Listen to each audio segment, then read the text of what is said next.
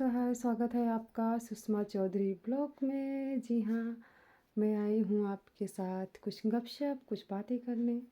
जी हाँ, सारी प्रक्रियाएं ख़त्म हो चुकी है, जो भी मैंने आपसे कमेंट्स में बताया था और जिसके भी मैंने ब्लॉग बनाए थे आपने ज़रूर देखा होगा, है ना। तो मैंने कहा चलो आपसे आज बातें करते हैं। कल सब कुछ ख़त्म हो चुका है दोस्तों। जी हाँ, जो भी कुछ सिस्टम था, है ना, करना था, वो रोटी के बाद होता है। भाई का भात और पता नहीं क्या क्या, तो वो सब मतलब बरखी बोलते हैं हमारे में। पता नहीं क्या क्या, नहीं बोलूँगी मैं, बताने के लिए शॉर्टकट मैंने आपको ऐसी बातें बोली। एक्चुअली वो बरखी होती है ना। तो वो बरखी था जो कि कंप्लीट हो चुका, कल था वो। और कल शाम के टाइम पे ही सब कुछ रखा गया था, तो हम लोगों ने वहाँ पे गए, खाना वाना भी खाए और बच्चे भी थे। इवन मेरी पूरी फैमिली थी वहाँ पे, क्योंकि वो हमारे रिलेटिव से हैं, तो इसीलिए कल शाम को आपको नहीं बता पाई क्योंकि कुछ और रीज़न थे। तो कहा चलो फ्री होते ही मैंने कहा आपको आपसे डिस्कस करते हैं, तो आपको भी पता चले, है ना, कि इतने दिन तक मैंने सॉरी, जो है ना, सब कुछ निभाते निभाते क्लियर हो चुका है, अब कुछ भी नहीं टेंशन है। और ये करना भी ज़रूरी होता है हर इंसान के लिए, जिसकी मम्मी पापा या फिर दादी दादा या फिर कोई भी हो। तो उनकी एज भी काफ़ी थी, तो कोई प्रॉब्लम नहीं है, क्योंकि जो जिनकी एज हो जाती है उनको ठीक टाइम पे चले जाना ही बेटर होता है, नहीं तो फिर उसका जो नतीजा होता है वो आप लोग भी जानते हो।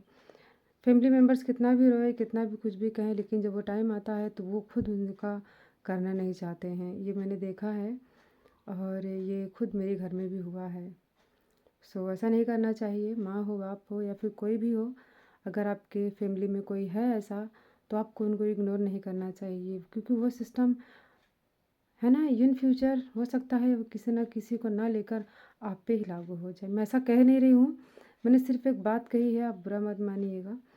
अपने पेरेंट्स हो या फिर कोई भी एजेड इंसान है, तो उनकी केयरिंग करना हमारी ही रिस्पॉन्सिबिलिटी है, हमें करनी चाहिए। नहीं ज़्यादा कुछ तो थोड़ी बहुत हेल्प ज़रूर करनी चाहिए, ठीक है। तो यही कुछ बातें थी। काफ़ी लंबी चौड़ी मैं इसके बारे में बात नहीं करूँगी।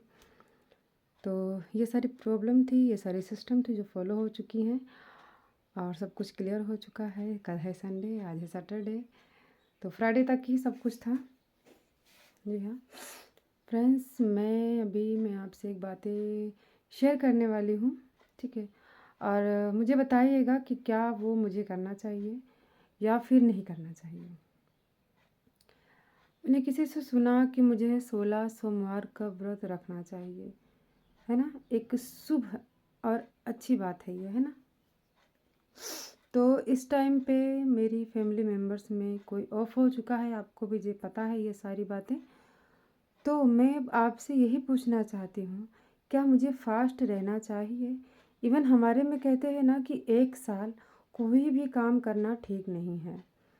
तो 1 साल तक बोलते हैं ना कि अछूत रहता है। 1 साल के बाद अगर 1 साल के अंदर ही आपके फैमिली मेम्बर्स में किसी की शादी हो जाए, है ना, तो वो सब कुछ अच्छा हो जाता है। इसका मतलब ये हुआ, शादी में जो हवन, जो प्रक्रियाएं होती हैं, वो बहुत ही, है ना, पावरफुल होती हैं। तो उसका जो एक एनर्जी है ना, वो हमारे पूरे, है ना, जो भी हमारे रिलेटिव्स हैं या फिर हमारी पूरी पीढ़ी है, उन सबको वो अटैच करती है। शायद से इसीलिए ऐसा कहा गया होगा, मैं नहीं जानती, लेकिन मैंने अपनी दिमाग की अपनी सोच बताई है।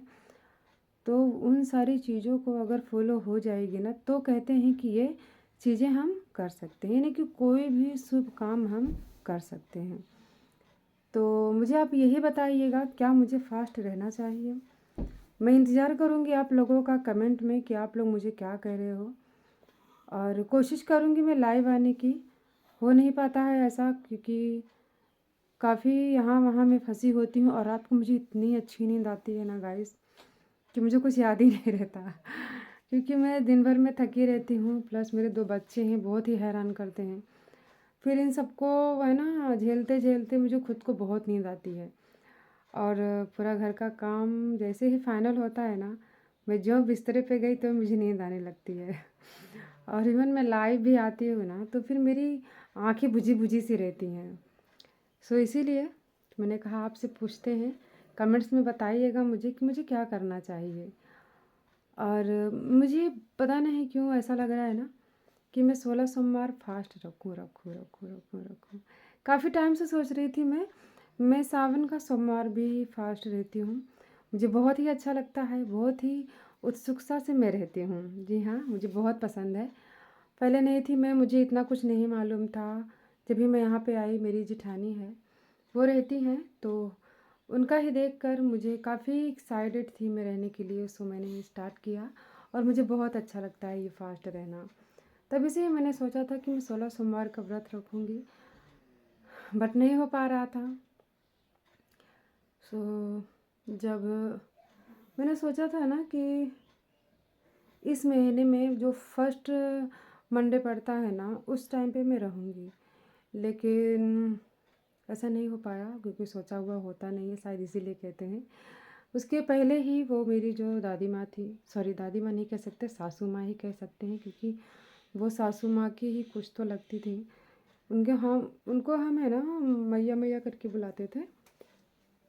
सो माँ ही हुई, तो वो एक्सपायर हुई। उसके बाद से फिर रहना नहीं हो पा रहा था, तो मैंने जस्ट अभी सोचा कि क्यों ना मैं मंडे फास्ट रहूं, है ना। तो आप लोग बताइएगा, उसके बाद डिस्कस करेंगे। जी हाँ, मंडे मुझे रहना है, मैंने ऐसा सोचा है। और कहते हैं जो अपना मन करे, जो अपना दिल करे ना, वो करना चाहिए। लेकिन आप लोग मेरी फैमिली मेम्बर्स हो, तो मैंने कहा आप लोग से पूछ लेते हैं, इसीलिए पूछा है ताकि आपका, है ना, आपका जो भी कुछ विचार हो मुझे पता चले, आपकी आवाज़ मुझ तक आए, बस मैं यही चाहती हूँ। यही सोचती हूँ कि आप लोग मुझसे जुड़े हैं या नहीं जुड़े हैं, ठीक है। तो ये सारी बातें थी। और सुषमा चौधरी ब्लॉग को प्लीज़ आप लोग सपोर्ट दीजिएगा, अपना प्यार दीजिएगा और अपना आशीर्वाद दीजिएगा। और आराध्या अनन्या के बारे में क्या कहूँ, अनन्या क्लास गई थी, जी हाँ, स्कूल गई थी वो, तो वो आई है 2 बजे आई, खाना पीना खाई और फिर सो गई। मैं आपको दिखाती हूँ, वो सो रही है। आराध्या तो कब से सोई हुई थी। थोड़ी बहुत उनको सर्दी थी ना, तो मैंने घर पे ही एक होम रेमेडी की तेल बनाया हुआ है, जी हाँ, ऑयल, जिसमें मैंने अजवाइन, नूरानी तेल और मस्टर्ड ऑयल, जी हाँ, राई का तेल मिक्स करके गरम करके मैंने उसे अच्छे से, है ना, बॉईल किया था। पहले मैंने अजवाइन को, राई के तेल को, मस्टर्ड ऑयल को आपको अच्छी से तरह से बॉईल करना है। उसमें ऐसा है ना, पूरी तरह से, है ना, पकने लगे तेल, उसके बाद आपको नीचे उतार देना है। फिर उसके बाद आपको नूरानी तेल को ऐड करना है। जी जी हाँ, जैसे कि 10 ml होता है ना, एक ढक्कन, ml आपके घर में कोई भी बोतल होगी ना, उसका एक वाइट वाला ढक्कन आता है, तो उससे आप 3 या 4 ढक्कन ऐड करके उसको मिक्स करके उसके बाद में एक शीशी में, एक बोतल में कंटेन करके आप रख दो। उसके बाद जब भी आपको बच्चे को ऊपर यूज़ करना है ना, कितना भी छोटा बच्चा हो दोस्तों, बहुत ही अच्छा इफेक्ट पड़ता है बच्चों को। इवन आप समझ लीजिए कि अगर वो दो 2 महीने का बच्चा है ना, 2 महीने से लेके कितना भी वो हो, कोई प्रॉब्लम नहीं है, क्योंकि 2 महीने से पहले नहीं कह सकती, क्योंकि बच्चे बहुत ही नाजुक होते हैं, डॉक्टर की सलाह से आप कुछ भी लगाएं। लेकिन 2 महीने के बच्चों को आप ये चीज़ कर सकते हो मालिश करने के लिए, बहुत ही अच्छा, बहुत ही इफेक्टिव है। और बच्चों को सर्दी भी नहीं होती, प्लस जोड़ों में दर्द नहीं होता है, और ठंडी से तो बहुत ही बचाता है। आपके मान के चलो कि अगर उनको सर्दी है ना, उनकी नाक बह रही है ना, तो फिर आप एक एक जगह की पॉइंट पे आप लगा देंगे ना, तो बिल्कुल भी उनको सर्दी नहीं होगी। अगर आपका छोटा बच्चा है ना, 2 महीने से लेके उसके आगे तलक कोई भी बच्चा हो ना, तो उसके यहाँ पे साइड में, कान के साइड में, इस साइड में, और फिर ये नोज़ पे, यहाँ पे आपको मालिश करनी है ना, बहुत ही अच्छा इफेक्टिव होता है। मैं किस टॉपिक पे थी, किस टॉपिक पे चली गई। आराध्या के बारे में बात कर रही थी मैं, जी हाँ, उसको भी बहुत ही खांसी आ रही है, क्योंकि वो 2 दिनों से दही चूड़ा बहुत ही खाई है, तो उसको बहुत पसंद है वो, तो इसीलिए उसको खांसी भी हल्की फुल्की आ रही थी। मैंने उस तेल का मसाज किया, बहुत ही आराम है उसको अभी। वो सांसें नहीं ले पा रही थी, है ना, तो वो तेल काफ़ी इफ़ेक्टिव लगा मुझे। मैंने सोचा आपसे भी शेयर करते हैं, अगर छोटे बच्चे हैं तो यूज़ हो जाएगा। बहुत ही छोटे बच्चे बहुत ही नाज़ुक होते हैं और मुझे तो बहुत ही प्यारे लगते हैं। सो मैं यही चाहूँगी कि बच्चे कोई भी हो एकदम हैप्पी रहे और खुश रहें। तो ये तेल आप लोग ज़रूर इस्तेमाल कीजिएगा। उनकी छाती पे मालिश कीजिएगा, बैक साइड पे, और जो भी उनके है ना बोन्स होते हैं उन पे, और यहाँ यहाँ साइड में है ना, नोज़ में, ईयर में, हर जगह पे आपको, आई को छोड़कर है ना, यहाँ हेड में आप मालिश कर सकते हो, कोई प्रॉब्लम नहीं होगी। लेकिन आइज़ को आप है ना छोड़ दीजिएगा। तो ये बच्चों की केयरिंग हो गई। अच्छी टॉपिक के साथ, अच्छी वीडियोस के साथ सुषमा ब्लॉग फिर से आपके पास आएंगे एक अच्छी अच्छी बातों के साथ। अपना प्यारा आशीर्वाद दीजिएगा। अगर ये वीडियो अच्छा लगे और कुछ बेनिफिट्स लगे तो प्लीज़ लाइक और शेयर ज़रूर कीजिएगा। Bye bye, take care.